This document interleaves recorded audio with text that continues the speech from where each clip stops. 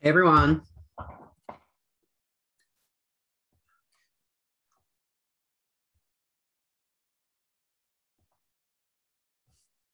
Hi Caitlin.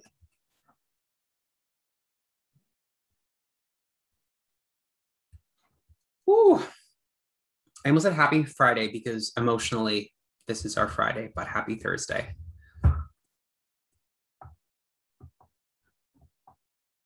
I also meant to say it on Tuesday, but so Tuesday was the halfway point. So we are now more than halfway through the course. So congratulations to everyone. We made it so far. So yeah, that's exciting.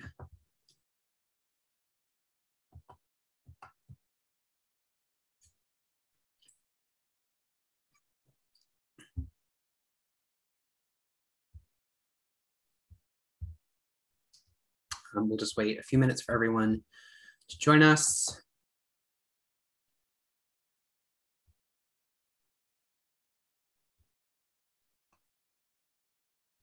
I think it might be a little lighter today, and I understand that, although there is something important I want to touch on.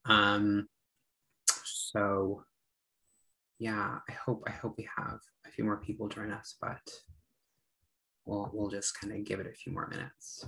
So if you need to get a drink of water or a coffee, it's a good time to do that.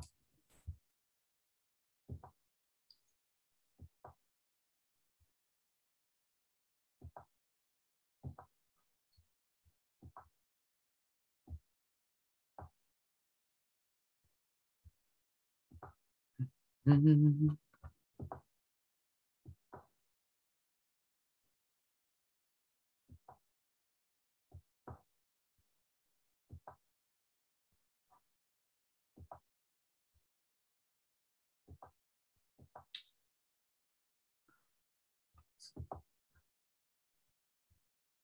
All right, people are still coming in, which is good.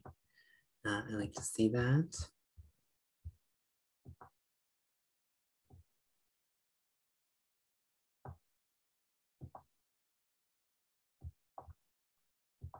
Oh, we made it.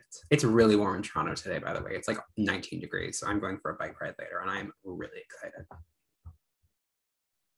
So I'm no longer super jealous of everyone who's in Brandon because we're catching up.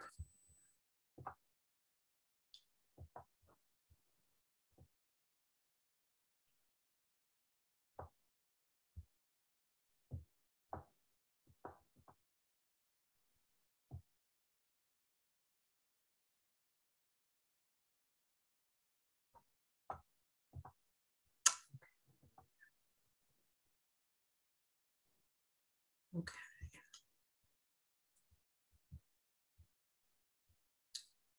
Still coming.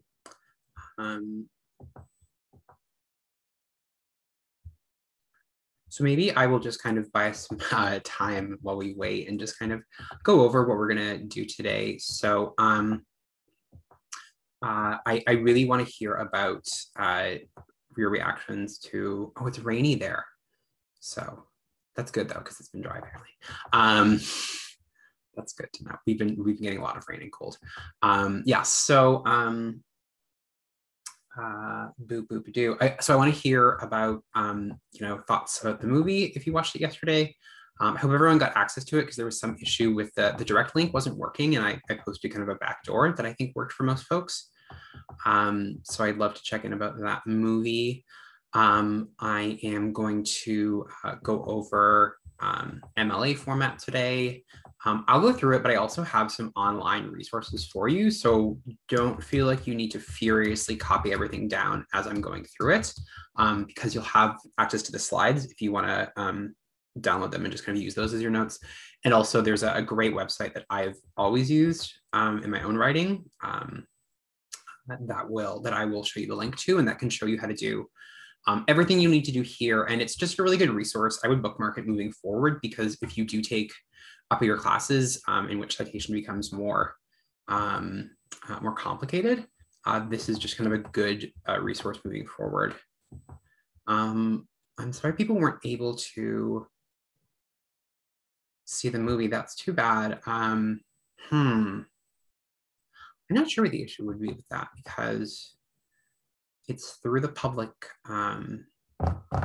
library, the university library. Okay, I'm sorry about that. I might ask you to try again over the weekend, but if it's a significant barrier, it was not there. Oh, okay. I'm gonna take a look later today to see, but that's so strange because I did have a few people email me. Oh, someone's saying that it worked for a different device. So yeah, maybe try it on a different device. Anyway, yeah, so because I've always been able to use it through the link I sent out. Like I watched it before we started the class because I'd never seen it before. And then I watched it again a few days ago. I'm getting a lot of iPad responses, so it could be a device issue. It could be something to do with like the version of the browser you're using. Anyway, yeah, so because I did have quite a few people, or a few people at least, email me back after I posted the secondary instructions saying that it now worked for them. So if you have access to a second device, I would say try that. You can even try it on your phone, if that's a thing. If that doesn't work, if it doesn't work and you're trying to use it, trying to find it and you really can't, send me an email and then we'll see what we can work out. Yeah, like try opening a tab. If you have, like if you're using one browser and you're using another, I know that in general, Brandon, a lot of their software for some reason prefers Firefox. So if you have access to Firefox, that helps sometimes. But I didn't know about that. But again, yeah, like so if you can try on your own to troubleshoot, but if you're really struggling, still tomorrow, shoot me an email and we'll see what we can do. Again, it's not like it's fully possible to do all the assignments for the course and do all the things you need to do without seeing the movie, but I obviously want people to have access to it. And if you have the option, to write about it for your paper if you'd like to.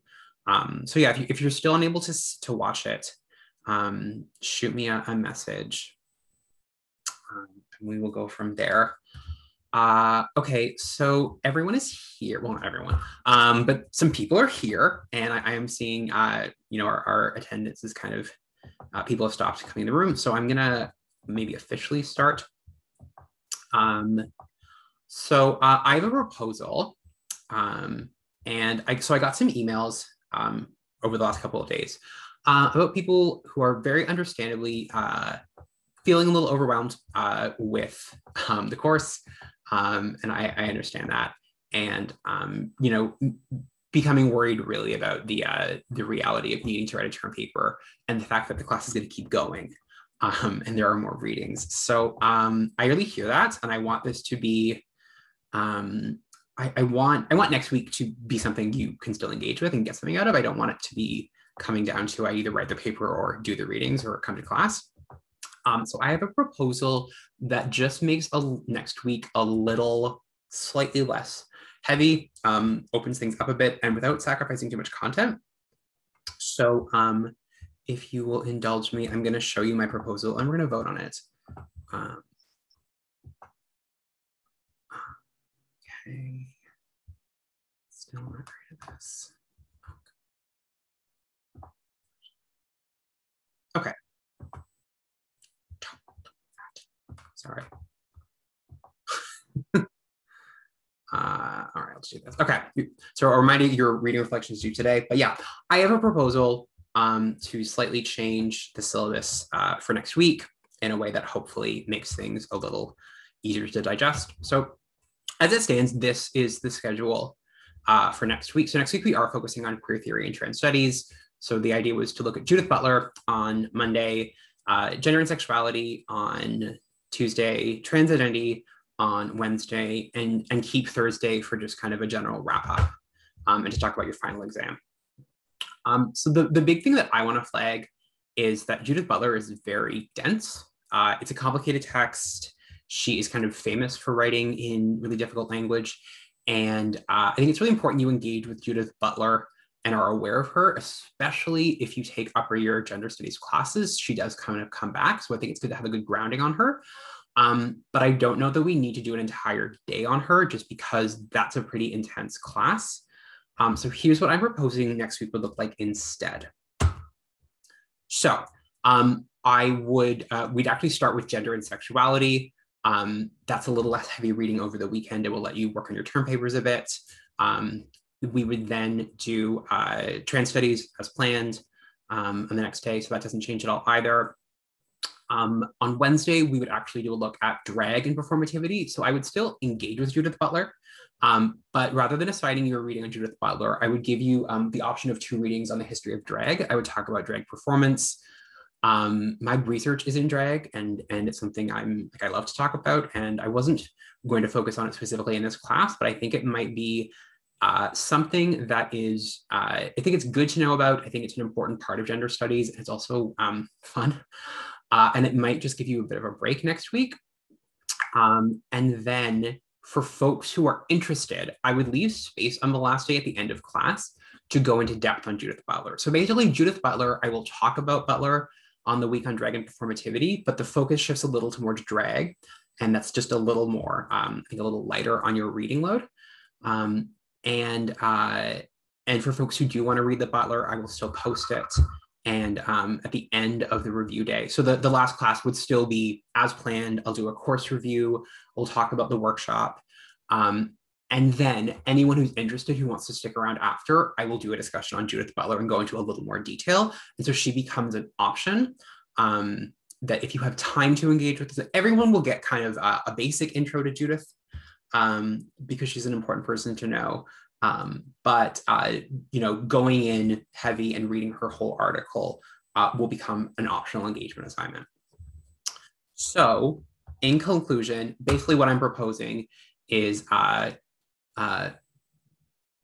turning the performativity class into a class on drag and changing the schedule slightly so that we actually start with gender and sexuality Monday, trans studies on Tuesday, drag and performativity on Wednesday, and then the conclusion as is.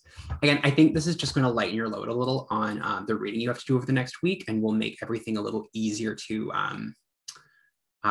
digest as you're working on your term paper, because I understand there's a lot of work to do, and I want it to be, I'm going to set you up to succeed. So there's some questions about the essay, and I'm fully going to answer those in a second, but I would like to just get a vote.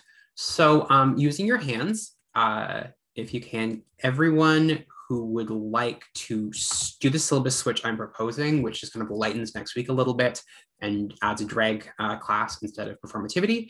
If you would like to make this change, can you raise your hand? That's a lot of hands. Okay. And then I'm going to ask everyone to put your hands down.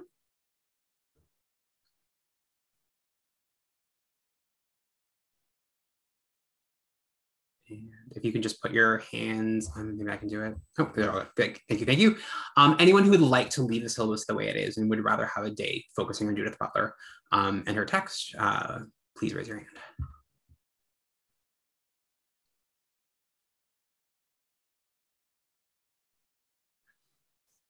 Okay, so thanks everyone for voting. So it does look like that the majority of people, as well as the people who emailed me, would prefer a slight pivot to a lighter week next week. So I am going to make that change to the syllabus.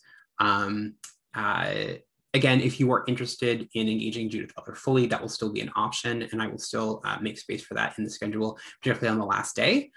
It just kind of shifts that focus so that for folks who are feeling a little overwhelmed, that becomes an optional reading rather than kind of the starting moment of next week and mandatory. It now becomes something that is an optional take. Okay, amazing. So I will post that as an announcement on Moodle so that everyone knows. I'll also update the readings. So you will be able to, so right now the readings are still kind of standard for next week as we put them. I do apologize for changing this midstream. It's just, I am also kind of new to this kind of condensed schedule, and did my very best to make it not too heavy, but I think still maybe Judith Butler is is a little much for week 3 when you're writing a term paper. So that's on me. But thank you for participating, and I hope this works well for everyone. I think it will. Okay. Some questions about the paper I'm getting right now. With our essays, is there a limited number of film sources we can use? There's not. There absolutely is. The film sources really should be used in the same way you would use a reading. So I would say you shouldn't be using more than 2 films. If you're using 2 films, you should have 1 reading in addition to that. So the instructions say kind of 2 or 3 sources. So yeah, if you're using 2 films, you should be using a 3rd source that's text-based. But you can just use 1 film and 1 text too. Does that make sense?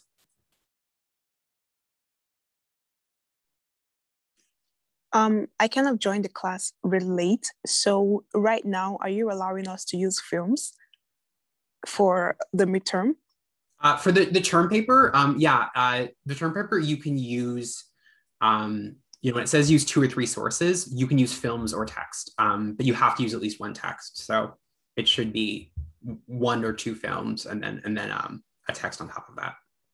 Okay. The second thing is, I'm not sure if everyone else experienced the same thing, but I was not able to view the films yesterday. The link was giving me an error message. I tried to send an email to you yesterday. Okay. So I did post on Moodle an alternate way. This happened to quite a few people.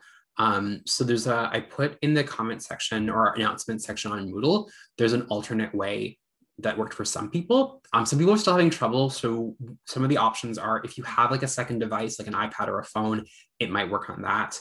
Also try a different browser. But I would say first try the backdoor that I posted on Moodle in the announcement section. If those things still don't work, I'm so sorry about this, because this is such an annoying thing about not being in the same room where we just watched the movie. So if none of those solutions work, just email me and we'll try and find a way for you to watch the movie. Okay, thanks. You're welcome. So someone's asking me using kind of like 2 or 3 texts in a film. I would say no. If you want to use like 2 texts in 1 movie, that's okay. But again, the limit for how many sources you engage with in the class is 3. And again, the issue is if you're looking at 2 movies and 2 readings, that is a lot of information to analyze. And my concern is that you end up being quite general. If you have a really strong reason for kind of using 2 movies and 2 texts, I'll hear it. But I would say generally the parameters of it are, the ceiling is 3 sources. I have a question. Sorry, I just didn't know. But what happens if you're using a movie and you kind of as one of your sources is a movie, you use it for say 2 quotes? Is that possible, or is that counting as 2 to part of the 2 to 3 texts? If that made any sense. Yeah, no, that makes sense. So I would say that if you are engaging, if you're pulling a quote from a movie in a way that's really central to your argument, so if your thesis is going to be, I'm going to analyze 3 movies and 2 texts, that's an issue. So I'm talking about kind of what your focus is. If for some reason you're just kind of quoting a movie in passing because there's a line from it that is helpful, that's okay. But I think it's a really good, but it shouldn't be kind of the central focus. So if your thesis is about, I'm analyzing these 4 movies, that's too much. In general, I would say for this kind of writing, it is best to be narrow in your focus about what you're analyzing, just because that does make it a lot easier for them, the writing, to become as focused as possible. Does that make sense? Cool, thanks.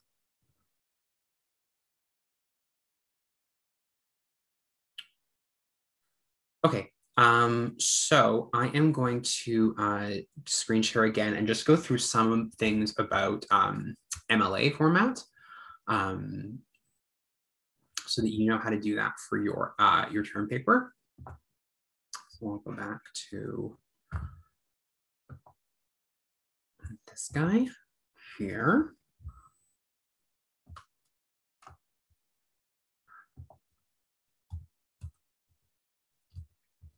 Great. Okay.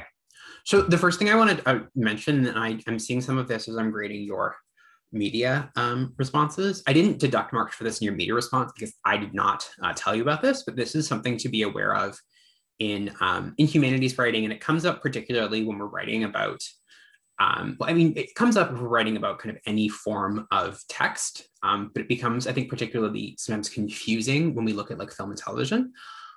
But anytime we're writing about a text, whether that is a work of literature or an academic article or a movie or a TV show, we refer to the content in the present tense, not the past tense. So for example, the sentence in her article, Bell Hooks said feminism is for everyone, is actually not correct. You would say, in her article, Bell Hooks says feminism is for everyone. Part of the way I remember this is that just because I'm done reading the book does not mean everyone is. So because a book or a movie is kind of always open access, it's still out there. The book continues to say it to whoever picks it up. It's always in the present tense.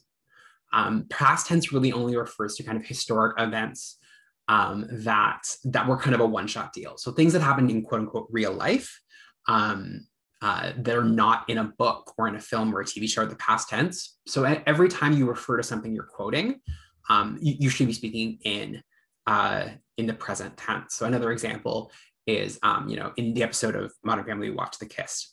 In The Kiss, Gloria tricked Jay into slapping a chicken. That's actually not correct. It should be, in The Kiss, Gloria tricks Jay into slapping a kitchen. We write about it as if it is currently happening, because theoretically someone is out there watching it right now, or someone might watch it tomorrow.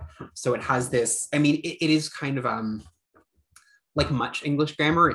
It's kind of arbitrary, but that is considered the correct grammar for writing about texts. So that's something to just be aware of when you're doing your final edits and spell checks, that you should always make sure any references to the text is based in the present tense.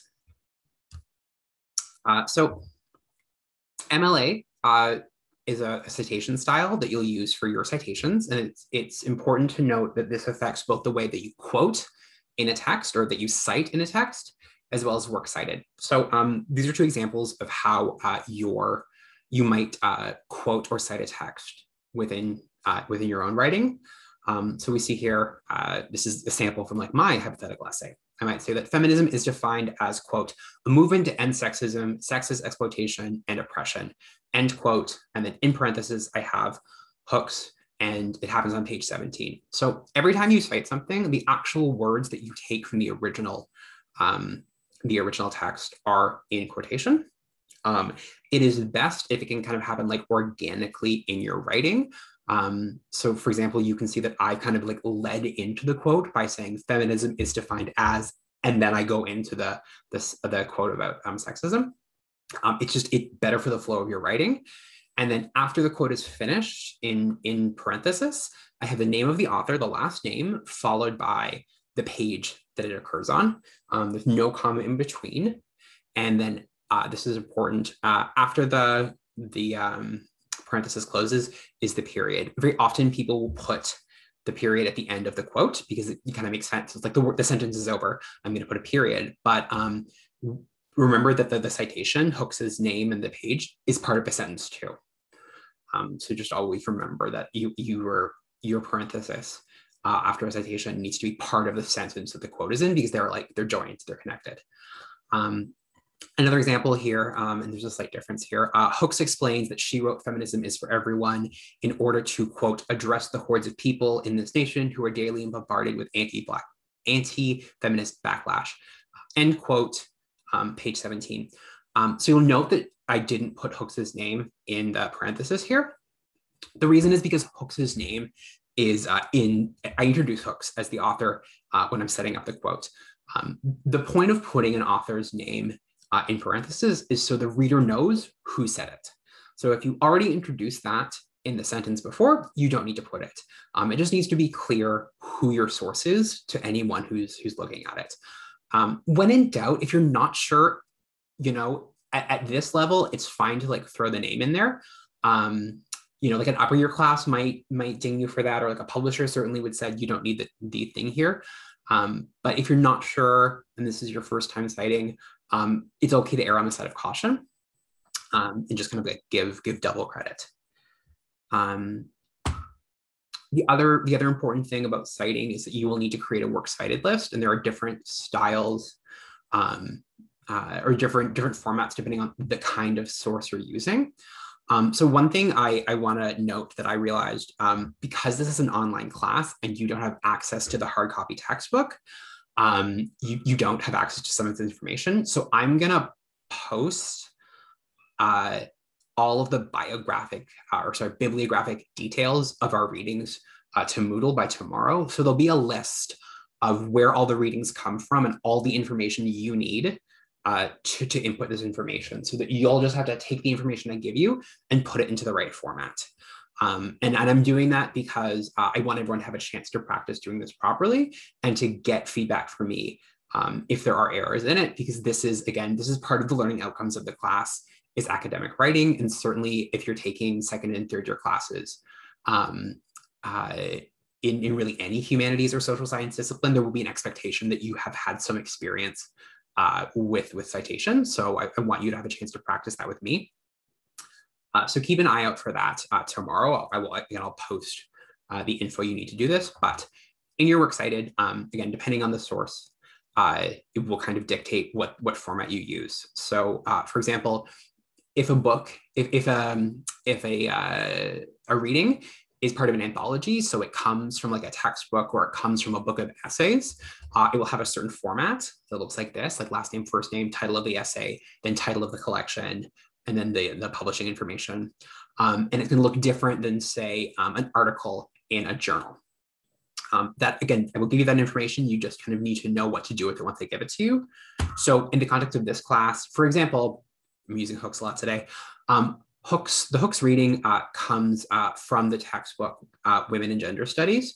So we would, so first you say Hooks, you cite the actual chapter, which is Excerpts from Feminism is for Everyone, then the name of the anthology, and then the publishing information.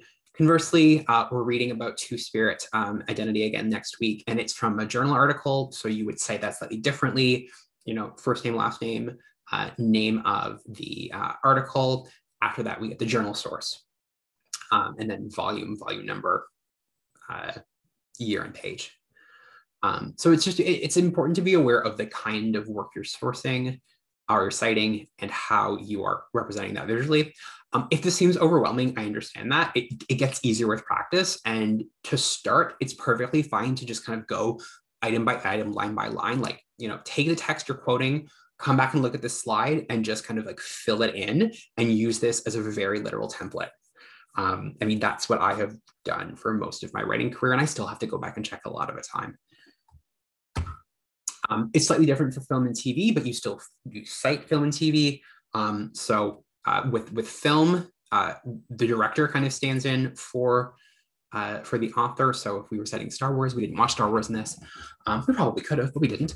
You would do the director, then the title of the film, the production company, and the year.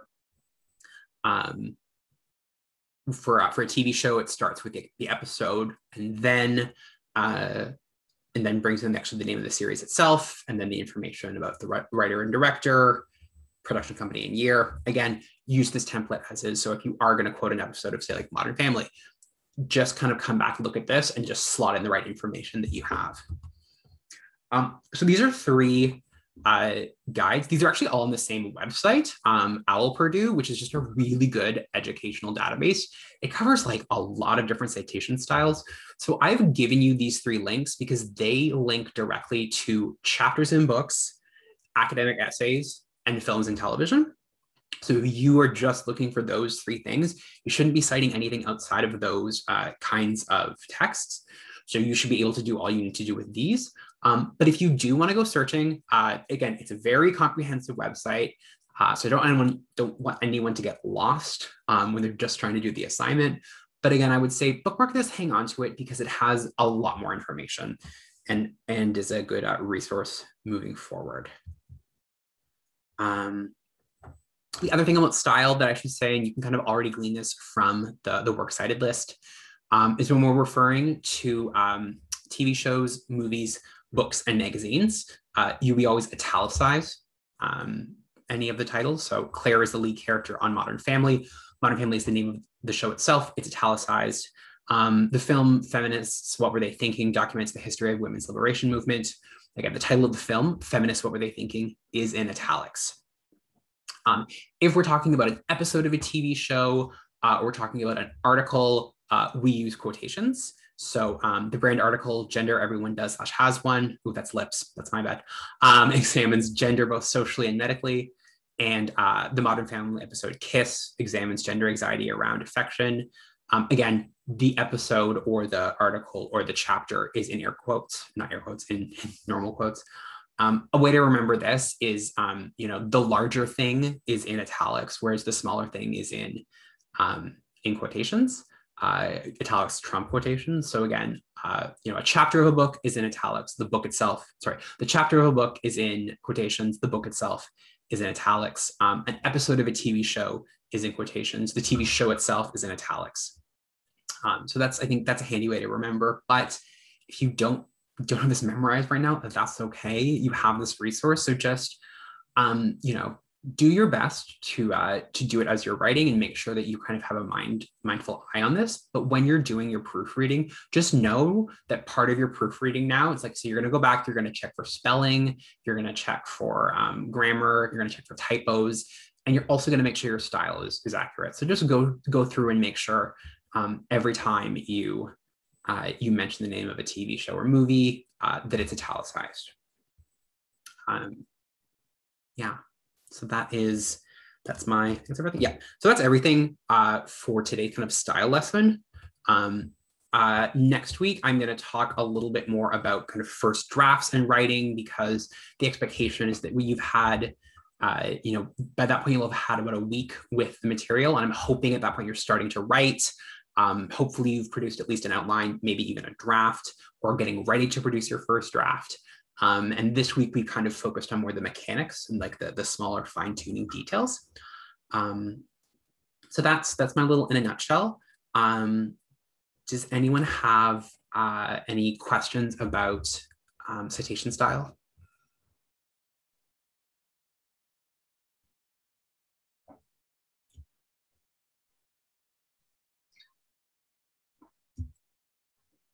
Okay, you might start doing it and realize like, oh, I actually have questions.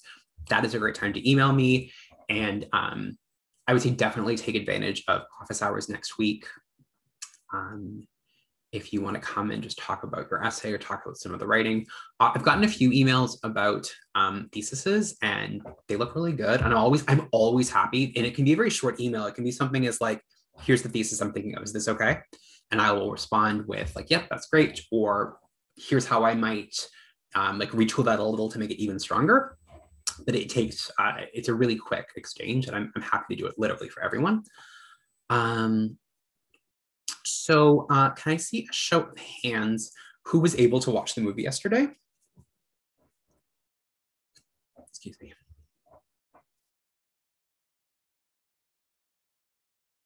Okay, so a few people. I'm sorry it didn't work for others. Okay, so I think we're not going to do breakout rooms just because that would be one person per room sharing. I will just open up the floor now if there are, for those of you who did watch it, does anyone have any thoughts or questions?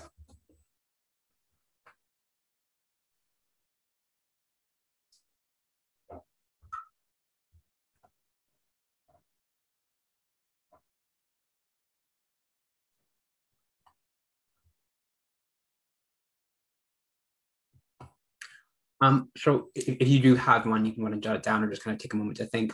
I mean, for me, I think one of maybe the most important takeaways in terms of how that movie works within this class more broadly is the degree to which the film looks at the way AIDS and specifically health intersects with other things. So there are sections on, like, there's the start of the movie looks at the way the AIDS crisis impacted women in prisons. It looks at the lack of education in sex ed around women living in the United States, and how that impacts access to health. It looks at the different experience of people from different ethnic backgrounds, and the way race impacts access to health. It looks at race as a global issue. So the way like globalization and colonization, and like access to resources and health in places like South Africa affect access to AIDS, and the way like that impacts. So that's both political and economic. So I think that is like a really, I mean, I hope additionally it's just kind of interesting to learn about this, because again, we don't typically, both academically or in pop culture, hear a lot about like women in the AIDS rights movement or women experiencing HIV/AIDS. So I hope that's interesting. But I would also say if you were writing about this for say like a term paper or in your exam, a great thing to maybe tease out a connection is to look at the like intersectionality and multiple issueness of AIDS and health. And I think that has a certain resonance with the reading from that week. So I'm sure there's some questions I missed about the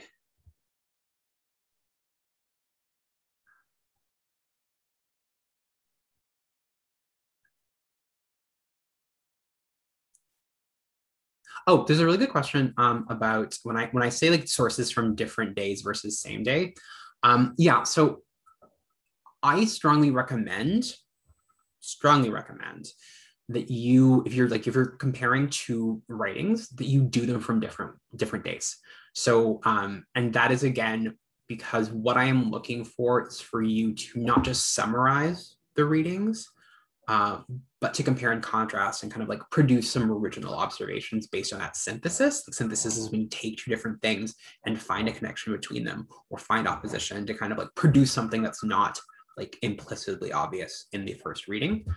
So if you do that with two readings from the same day, it is a lot more challenging generally to do that, because they're usually like every reading for a day is just like grouped around a similar issue. So it becomes more challenging to do that. It's not always a deal breaker. So again, if you want to use two readings from the same day, just email me and I'll make sure that it's a good idea, because it's still possible. But for example, like I used the example yesterday of, if you wanted to do the two readings on feminism, if you wanted to compare feminism, what has it done for me lately, and feminism is for everyone, that's really challenging because those texts are both very similar. They make really similar points. Like I put them on the same day because they are related, and I do tend to group readings together that kind of speak to each other already. And it just means that you as a writer, it's really hard to not just summarize that. Whereas if you were to take, hooks and a reading from the week on health, you will actually have to do a little work to connect those things, because those texts don't literally already they don't make the same points like on the surface. And it just makes it a little easier for you to kind of compare and contrast. So I hope that makes sense. Again, though, if there are two readings like from say like today, where you're like, I want to use two readings from the week on violence, and I know that I can do more than summarize. I have a strong idea for a thesis. Please email me, and I'll be happy to tell you if I recommend that or not. But like when in doubt, I think if you can, and if you're still kind of brainstorming sources, try and pick two different days just to kind of like make it easier for yourself and like maximize your success. Cool.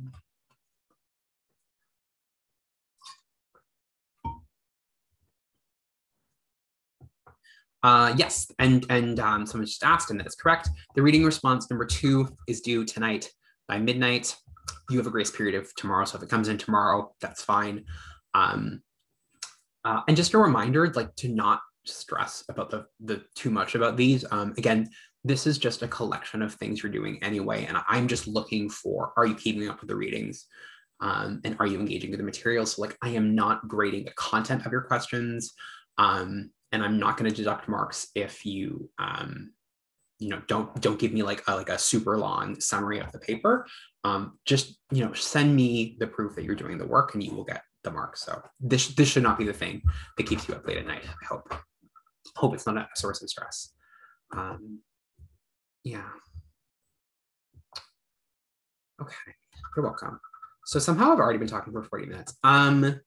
Sure, we are gonna, I think, I did want to break early today. I just want to see how folks are feeling. Do folks need a break before we go into the lecture, or do you want to just kind of keep going and we can kind of like use that break at the end as more time off?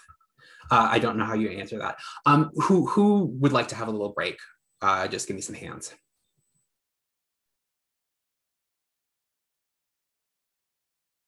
Okay, great. We have energy. We're with it. At the end, I agree. Let's pay it forward.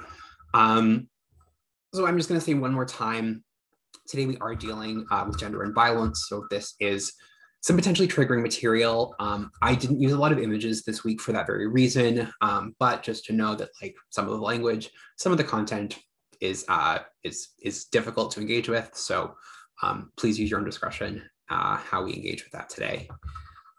Individually. And I will come back to my, okay. So today we are looking at gender and violence. Some terms I'd like you to pick up on and jot down for today are domestic violence, normalize, newsworthy, and general population. You'll notice that these concepts, and this has already kind of been happening this week, but I think maybe it's the most distinct this week, is that these are terms that could very much apply to other weeks. And I think that's also a good thing to think about when you're thinking about your papers is what are the overlaps from week to week. Certainly concept of general population is something we talked about a bit yesterday. And normalize is also something we'll talk about next week. So yeah, just kind of be aware that there's productive overlap with these. And I will give you another minute just to jot that down before I go forward.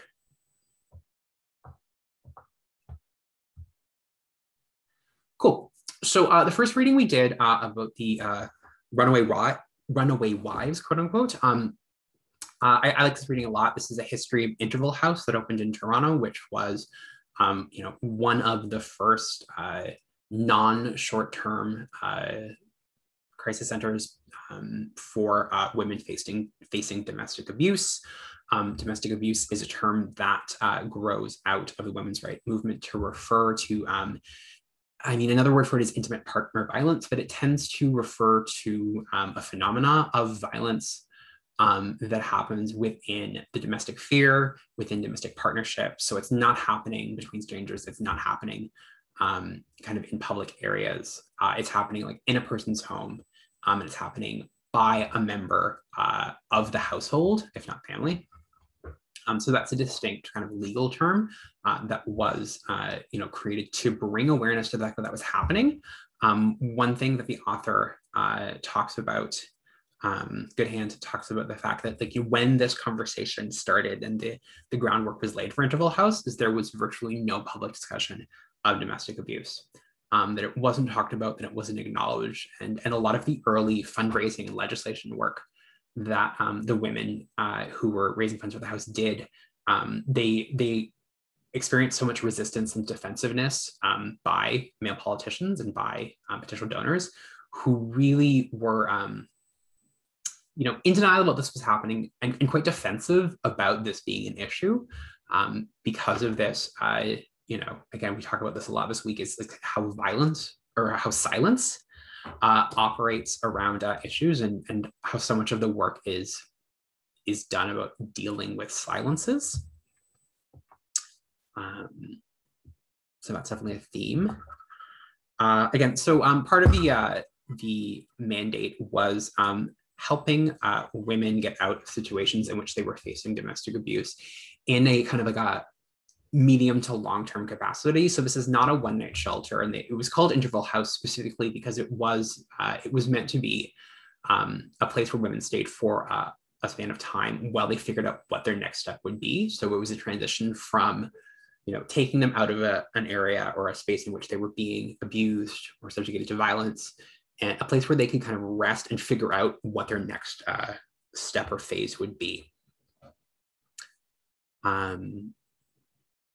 so it was a group of women, and actually it was kind of organized around a women's center that had been started from the women's liberation movement. So the fact that this grows out in terms of like infrastructure and funding from the women's liberation movement is, I think, really important and worth noting. In terms of the way it was organized and run, there was a desire. So it was created by a collective of women. And I think, again, the article does a really good job of like talking about the collectivity of the experience. There wasn't necessarily, I mean, there were some personalities and people who were more outspoken and dominant, had more experience, but generally the way the house was conceived was a collective. So it was non-hierarchical. It really tried to use collective democracy and was tried to run as a collective. We might think about this in terms of the way that the women's health movement really tried to use a lot of kind of collective discussion based, so that it highlighted multiple experiences and multiple voices, and was trying really hard not to replicate like more kind of patriarchal hierarchy systems in which kind of like one boss or manager like dominates. Or in which kind of like professionalism is more important than life experience. So again, centering multiplicity of voices is a big part of the way a lot of feminist organizations organize. So that's, I think, important to look at the relationship between politics and infrastructure is the word. So two women who, that's my theater brain kicking in, two women who were very influential and did a lot of the kind of like heavy lifting, we might say, of making the group happen, are Marilyn Tinsley and Maggie, I call her Maggie London, Maggie O'Brien, Longton Reed. The article, I think, does an interesting job of talking about the way these women's personalities worked in the organization. And, you know, you could definitely write a paper about how these women connect to tropes in public representations of feminists. Tinsley is depicted as being, and the article kind of starts talking about Tinsley's personality as being this kind of like really passionate, radical, angry, potentially obnoxious, and really polarizing. This kind of like you either loved her or you hated her, and she was such an agitator.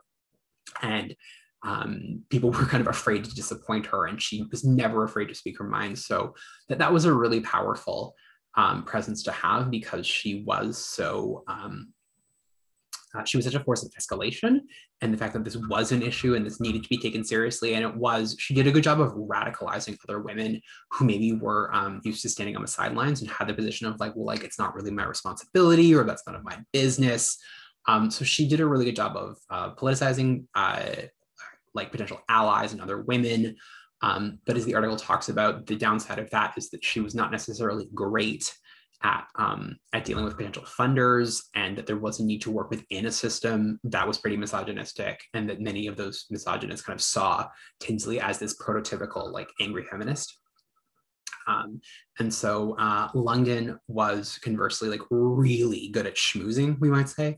She was calm, she was charming, and that this is interpreted as her being very smart, that she was not necessarily more fond of like, you know, bank executives and city planners, but she just kind of understood the politics of the system, and that made her very likable, and the two worked well together. But that certainly, I mean, I think the article implies that like Tinsley really needed London, and if it had just been Tinsley by herself, it would have been very difficult for the house to make headway, because Tinsley wasn't necessarily great at working within the system. So I mean, like, talking about working within the system is something we've also been talking about. So I think that's good to note. So soon after the opening, the Toronto Star runs a story, and there's this like really horrifying section where they talk about Sydney Katz, the journalist, actually coming and like being really friendly and getting really buddy with the women. And then this article comes out talking about, you know, the explosion of runaway wives, and then it's kind of a crisis amongst families. So the article depicts, you know, women in crisis as runaway wives who abandon their families. They're called deserters. So like they've deserted their husbands, they've deserted their children, that they're a drain on welfare, and that they kind of like end up clogging up the court system. And that the real focus of the article actually pivots towards the plight of the deserted husbands, of how tough their lives have become, how they're turning men into single parents which is both backwards from a gender position because women are supposed to be taking care of children. And it's also kind of a moment of, oh, please think of the children. There are barely any, the mentions of violence are buried. So they come kind of late in the article. They're quite brief. And the primary focus is on men as single parents. So, the women kind of talk about feeling sick and being enraged. And this depiction of seeking to get out of a domestic violence situation as being kind of like a gender betrayal, that these women are being irresponsible, which is a horrifying twisting of information, and I think a pretty clear-cut way that like a patriarchal system can reinterpret something and spin it in a way that like reinforces a patriarchal amount of control, that like, that's pretty literally saying like a woman's place is in the home, and regardless of the details, it's wrong for women to leave their husbands. It's wrong for women to seek independence for any reason, and that the family unit is the real victim here. So that's not great. The next article we're going to talk about is the digital defense of Black feminism, resist violence with hashtag activism. So this article focuses on the murder of Jada, who was a 16-year-old high school student who was raped and murdered in 2014. Images of Jada, and she was, after she was killed, was, her body was, the position her body was in was somewhat like disjointed. And this image kind of circulated the internet, ended up going viral, and people started to comment on the pose she was in, for lack of a better term. That's certainly the word that went viral, and it became fashionable for people to actually copy the pose, mocking this murder victim and this sexual assault victim. And the hashtag Jada pose went viral. This, of course, leads to a backlash amongst feminists, particularly Black feminists, using hashtags like Stand with Jada, Justice for Jada, Jada counterpose, Support Jada. So this really dehumanizing social media moment does lead to a pretty important backlash that does draw attention to the way women's bodies are depicted in social media, the way sexual violence is understood in social media, and the way that intersects with race. The article talks about the fact that there was a really similar case a year earlier. A high school student was raped in Ohio, wasn't murdered, was raped. This is still horrible, and that story simply received a lot more media attention. And why did Jada's case receive comparably less attention, despite the fact that there were parallels between the issues? How race is a factor in that. So some questions we can ask about this is the way that sexual violence against women and sexualized images of women interplay in the media.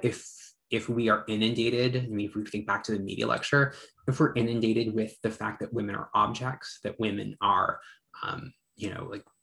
sexualized bodies are objects, are kind of disembodied from their humanity, how much of a leap is that to the mocking of an actual picture of a murder victim? If we're used to seeing women as objects and images, what are the consequences of that dehumanization? There is a parallel there, and there have been a lot of arguments made that a case like Jada's is actually a pretty strong proof that the way we conceive of women as being dehumanized can be taken pretty quickly to this extreme.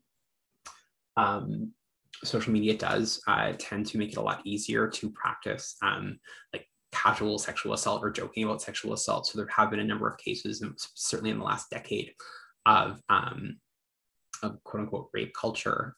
So like people joking about rape, hashtags about sexual assaults that are supposed to be like just for fun, showing up, particularly on college campuses. There are a lot of cases of kind of like frat parties online making use of sexualized hashtags that are violent, coming up with quote unquote rape lists in pretty horrific ways. some fundamental questions about the role of social media in perpetuating violence against women. Generally speaking, social media does have a dehumanizing quality when you engage with a large population of any kind only through images. That does tend to dehumanize them. It also, social media is a pretty good antidote to empathy because of the way scrolling and commenting allows both the commenter to be anonymous and the people they're engaging with to be anonymous. It becomes a lot harder to empathize and a lot easier to dehumanize the people you're engaging with. And then again, as I kind of started with, how does depictions of traditional media contribute to this? A part of an outgrowth. So we've obviously talked a lot about the sexualization and dehumanization of women in media, but there is also, I don't know if we would call this a trope, but there definitely are trends of the way violence against women is depicted in the media that can normalize, sexualize violence, can perpetuate victimhood. And when there's this much prevalence of violence against women in the media, that can stand in. It's not too hard to watch TV shows in which most women on the shows are victims of violence, and that has a certain stigmatization. The show Game of Thrones was criticized. It didn't terribly hurt their popularity, but there was a lot of criticisms from feminist media critics and scholars about the way the show just used violence against women as an aesthetic, used it as a plot device, made it a defining point of so many of the characters, to the point where it became normalized. It really became part of the defining logic of the world. There's certainly criticisms of various cop drama shows in which, especially something like a show like NCIS Special Victims Unit, which does tend to focus on sexual assaults, which doesn't necessarily dehumanize the characters per se, but does create such a high influx of women as victims and women as defined by violence. In terms of aesthetics, there's this really creepy subset of fashion culture that will often aestheticize violence against women. Many years ago, there was an episode of America's Next Top Model that came under criticism because the theme of the photo shoot was murder. It's the picture of it's between NCIS and Game of Thrones. There's a woman in shadow, and we can kind of see her leg is kind of askew, and she's got blood behind her, implying she's been shot. So in that episode, all of the girls had to do photo shoots, and they all had a different themed violent murder. Someone was poisoned, someone was stabbed, someone was dismembered, someone had been thrown off a building, this girl was shot, and it was very bizarre, and just the way that all of these photographs aestheticized violence and kind of made violence against women this kind of strange marker of beauty. Drag Race, in admittedly a kind of campier way, did this on season 7, and there was again the runway theme was kind of How I Died, murder victims. So, and this is Pearl is an interesting choice because I think Pearl in general was portrayed as very much a fashion queen and had a hard time not being ugly or not being kind of campy. And certainly kind of her aesthetic of being someone in a neck brace with bandages around her torso and a bruised face, and making that beautiful, trying to aestheticize violence against women. There is a recurrent theme of this, and this does all kind of, these all overlap, I think, also. And I think all of these things contribute to the normalization of violence against women. When we see violence against women constantly, even if it's being done in a critical way, when it becomes, not so critical, but when we see it, like a cop drama does not necessarily say violence against women is okay, because it's done within kind of a police force paradigm in which these are victims and their assaulters are prosecuted. But with that prevalent an image, it can make it seem like this is the norm. It's part of society is that women experience violence and that's just the way it is. And it's that kind of extension of just the way it is. When something becomes normalized, that becomes a problem because it's not necessarily critical, and it doesn't necessarily look at the root causes. It just kind of looks at the consequence, and it starts to feel inevitable. So normalization often leads to things feeling inevitable.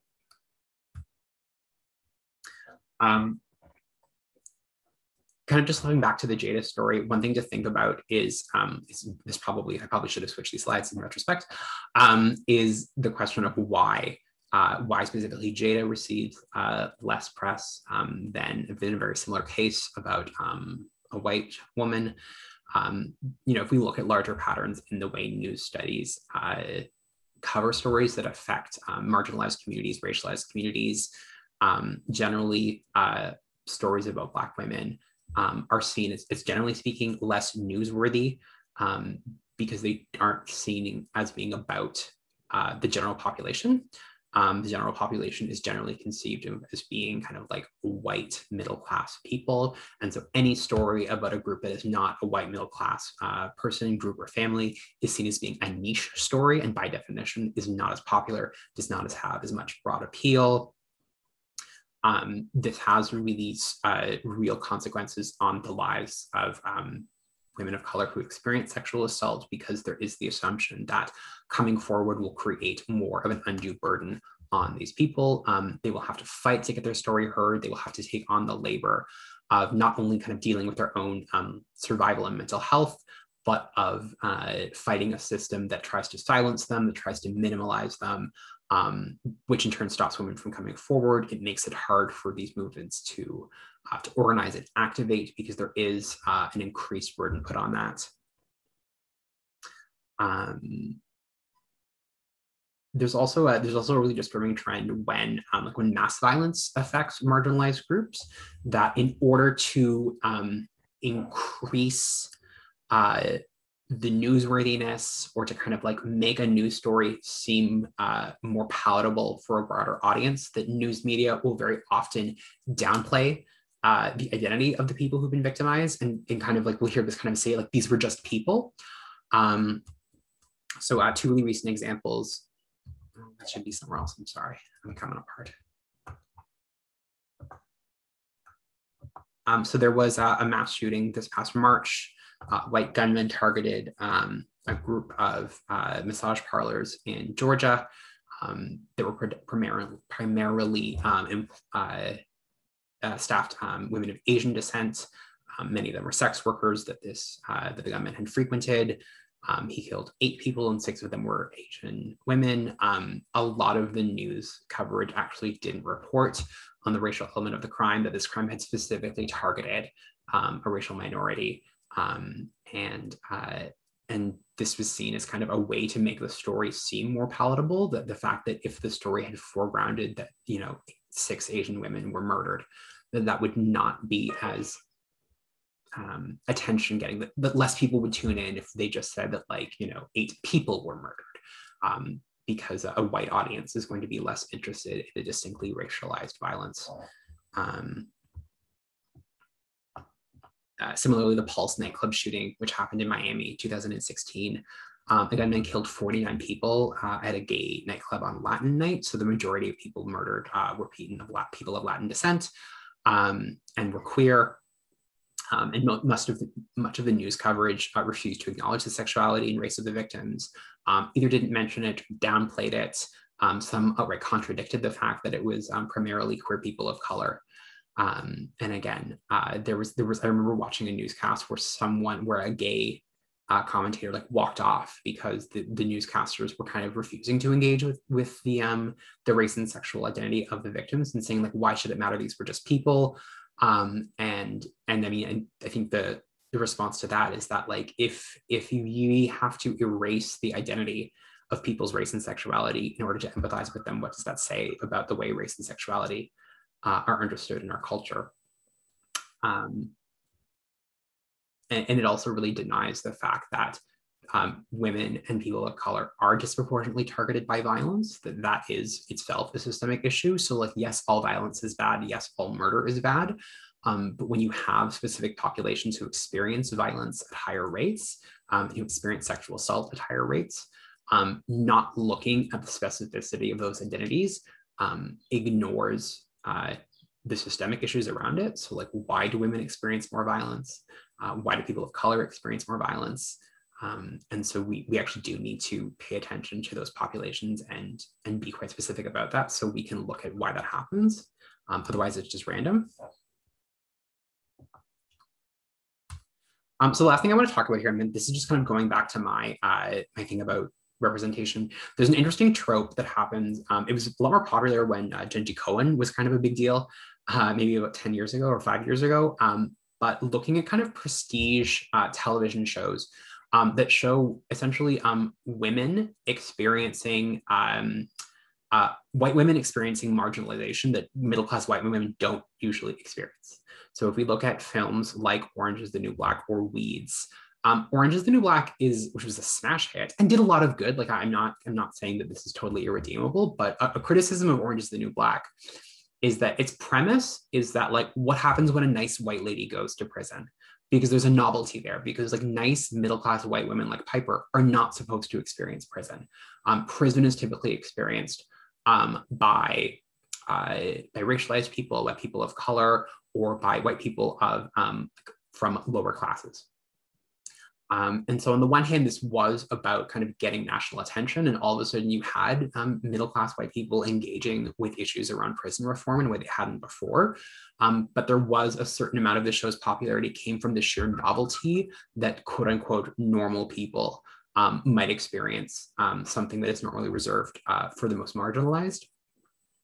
Weeds is about a woman whose husband dies, and to support herself, she starts selling marijuana and becomes kind of like further involved in criminal activities to support her family financially. Again, seeking out illegal forms of sustaining yourself is actually not a very uncommon story for people who experience poverty, but there was this kind of novelty of like a pretty nice white lady from the suburbs having to do it, made it newsworthy or made it pop culture worthy, that people would not watch a TV show about a lower middle class woman who has to sell drugs to support her children, despite the fact that that is not an uncommon story. But when it's an upper middle class lady, that is like, let's tune in and give it all the Emmys. So this is just something to think about race and optics. The last thing we're going to talk about is Sarah Hunt's article, More Than a Poster Campaign, and she's talking about colonial violence. I really like this article. I like the way it's written. I think Sarah Hunt has a great way of writing very reflexively, and she's very aware of her positionality as an Indigenous scholar and writer. She talks about the fact that she didn't grow up with a lot of access to Indigenous voices and culture, and that when she started reading in university, she was aware that violence defined so much of that experience. And in turn, resilience towards violence was really a huge part of Indigenous women's collective identity. She also talks about the fact that, so this piece is written in about 10, a little less than 10 years ago. It talks about the fact that like over the course of the early 2000s to early 2010s, that there has been finally some discussion around missing and murdered Indigenous women, despite the fact that this has for a really long time been an issue. The Robert Pickton case that you might be aware of, Robert Pickton was a serial killer. Most of the murders happened in Vancouver and in and around the Lower Mainland. He targeted sex workers, many of them Indigenous. So when he was caught and when he was finally prosecuted, this actually brought national attention because there was actually quite a large gap between the murders he was said to have committed and the murders he was convicted and it could be proved to. And part of the thing that really complicated the data is there was this exposed the fact that like young Indigenous women in Vancouver's Lower East Side go missing at such an alarming rate that it was very hard to sort the data. It's horrible to call people data, but so that in a sense did bring the national conversation aware of this. I think if you think back to the Lawrence reading on colonialism and how colonialism perpetuates cycles of poverty, what makes Indigenous women more vulnerable to violence is a great question that we can certainly unpack. And if we think of what happens to people who have really limited access to resources, like becoming involved in illegal ways of surviving becomes one of the few options, and this tends to perpetuate a cycle of dealing with the prison system, of dealing with poverty. And this tends to also leave people in more vulnerable situations in which they are victims of violence, and then racism within and colonialism within the prison system fails these people or normalizes this population as simply being more criminal. And then Hunt switches and talks about like the way colonialism as a concept is really about gendered violence, which I thought in a way that was like very clear and quite poignant, that colonialism relies on the widespread dehumanization of Indigenous people. And so in that sense, colonialism is always about violence, even when it's happening at kind of an institutional or policy level. Again, we talked about this definitely this week, and a little bit last week, that part of sexist racism sees Indigenous women as hypersexual and therefore more deserving of sexual assault, as less in need of things like consent or protection. So that intersectionality does tend to lead to more violence, cycles of poverty, which I already talked about, racism in the police system, and the racist perception of Indigenous communities as just inherently being more violent or inherently being more involved in crime, which kind of normalizes it and really de-incentivizes people to deal with this. The idea that like Indigenous people are supposedly just naturally more violent and crime-based, so why would we try and address that problem? Is a monumentally racist concept and really rooted in colonialism. That allows this to seem like a norm rather than a problem in society that needs to be addressed. Sarah Hunt has this like quote that I wanted to share with everyone. Colonial violence can be understood as more than just interpersonal abuse. It is inherited in the systems that have shaped how we define ourselves and relate to one another as Indigenous people. You know, so we were talking about internalized racism on Tuesday, and absolutely the fact that growing up in a colonial culture, particularly when colonialism has been so aggressive about erasing Indigenous cultures, is that Indigenous people grow up in colonialized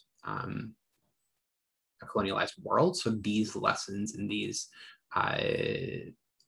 really harmful sexist, racist stereotypes are so often internalized. So what Hunt is talking about is that like much of the work and much of the change that needs to happen on both like an interpersonal and structural level, like from within a community. So it is absolutely about dealing with sexist, racist, colonialist issues in kind of like laws and the criminal justice system and police, but also within communities themselves who have been forced to internalize these messages, which just makes everything a lot more complicated and harder to do. And also talks about the fact that like campaigns have emerged that give some attention to violence against Indigenous women, but this can be kind of tricky because a lot of the times the strategies to reach a wider audience and to be more palatable can undercut the issues. So palatable language, so language that kind of appeals to people, is seen as less offensive, a little gentler, so that like people who are potential allies will engage with it in a less scary way, can actually be quite vague and can minimize the issues. So for example, you know, the term missing women is pretty vague. It sounds like women just kind of like vanish magically, where in actuality, these women are victims of violence, murder, and rape. Those words potentially are very extreme. And so there is this kind of like really complicated dance of like, you know, like a term like missing women is more likely to get circulated, is more likely to enfranchise someone who is maybe has resources to share and can be of help, but is going to be scared away by a naming of something like rape and murder. Similarly, anti-bullying campaigns, which are used quite broadly and can be used in this case to speak to like the violence and sexual assault and racist violence that youth in Indigenous communities face. Bullying can kind of trivialize that and make it sound like it's like teasing, or that it's again normalized, because often we think of bullying as something that's quite natural or at least normal. Typical within youth experience. And so like not using a term like violence or assault and instead bullying is maybe a little too cute. So at least two campaigns to be aware of. The Red Hand campaign, which started earlier but kind of came to international attention in 2020.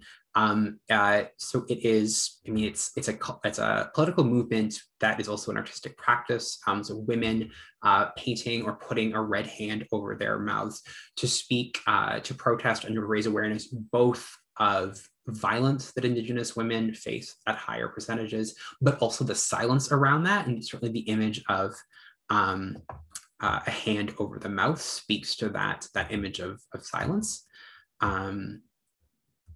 So the first time this really came to national attention, the bottom left-hand corner, competitive runner, Marie Daniel, who is in South Dakota, ran a marathon, actually like sporting this. So she was aware of it on a community level, but when she placed in the marathon, it brought it to national attention.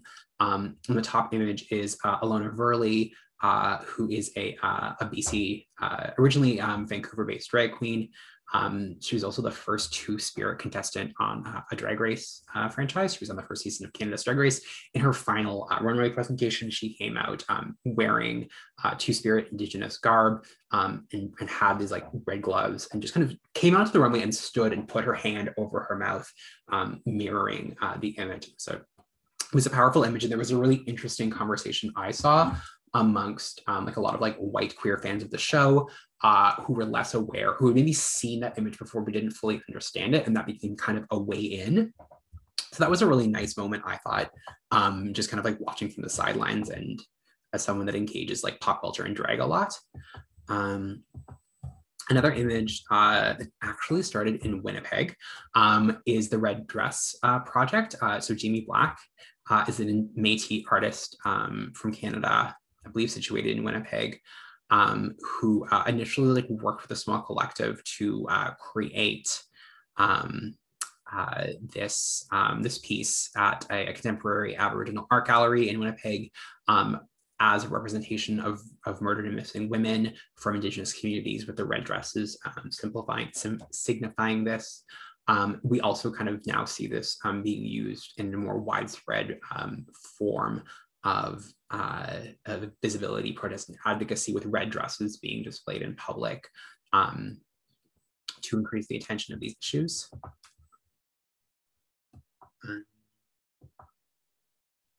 So I'll kind of close out the discussion on Hunt by talking about, Hunt talks about, I'm using the terms reform or revolution because I'm hoping that this will resonate with the hooks. Hunt doesn't use these words, but I think there is a connection here.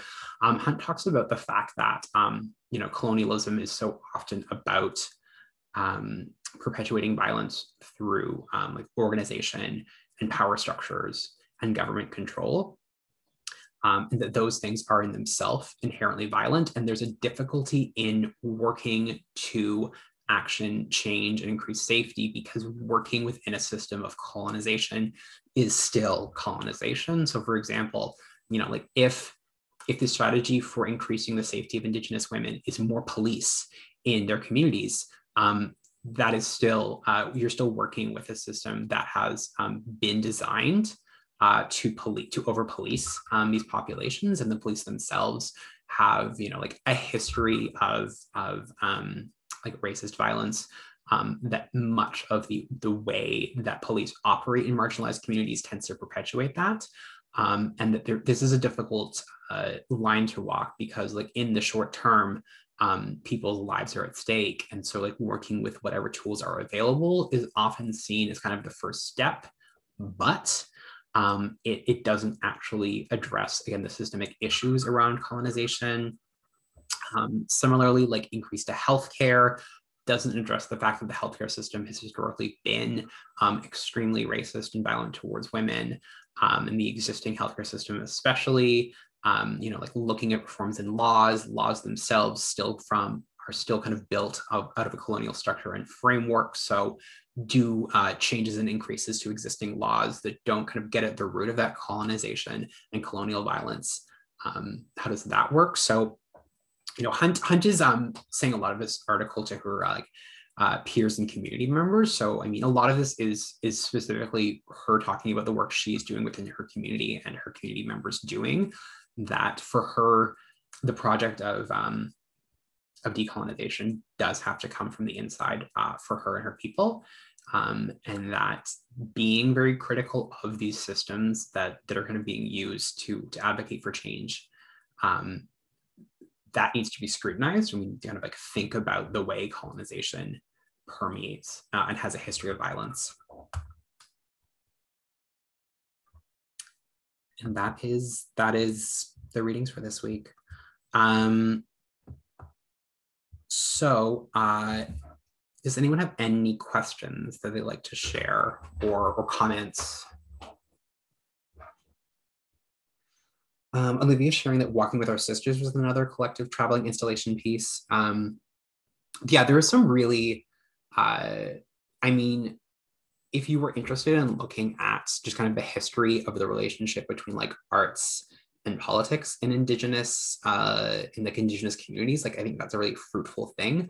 I talked about Ken Monkman yesterday, but there's actually quite a bit. So I mean, I think like moving forward, that's something folks can check out because it's pretty accessible. It's pretty easy to find, and especially in Canada.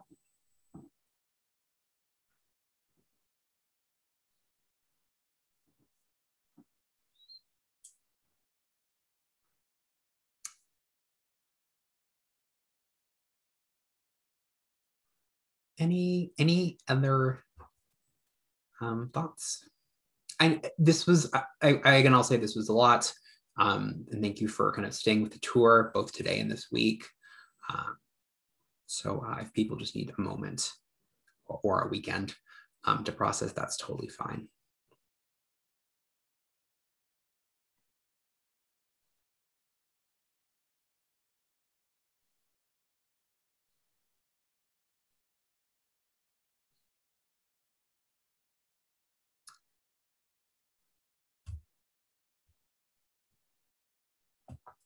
Okay. If there are no comments and there are no questions, I'm going to let you go early because you have stuff to do. So a reminder that your reading response is due by the end of today. You should be spending the weekend starting to work on your term paper if you haven't already. Again, I think Monday, you should at least have an outline done so you kind of know what your thesis is, you know what sources you're using, you have a general shape of it. I'd say, like, you know, if you're even further, that's amazing, but like, don't sweat it if you're not. But I'd say that's a good goal for Monday so that you have next week to start writing some drafts. If you have time to do a first draft over the weekend, bonus. And to just remember, in case you missed it at the beginning, we've had a slight change to next week's schedule. So we're actually moving up gender and sexuality to Monday. Tuesday will be trans rights and issues. Wednesday, we're going to talk about drag and performativity. And then Thursday will be our review class. And for anyone who's interested, I will talk about Judith Butler. Your term paper is due on Thursday. And I will also go over the details of what your exam is going to look like. So you'll have some time to prepare for that. But again, the exam is just on the stuff you've done for class. So if you're keeping up on the readings, you're keeping up on the lectures, you're already studying for the exam. So don't worry about that. I'm going to hang around here for just a few minutes in case anyone does have any questions. And please email me all your thoughts and feelings and your questions. And again, if you can't get access to that movie, to the movie about women in AIDS, please do email me and we'll find a way to get you access to that. And I do apologize that that's being so difficult today. Okay, have a great weekend. Week 2, really good work, everyone. I'll see you on Monday.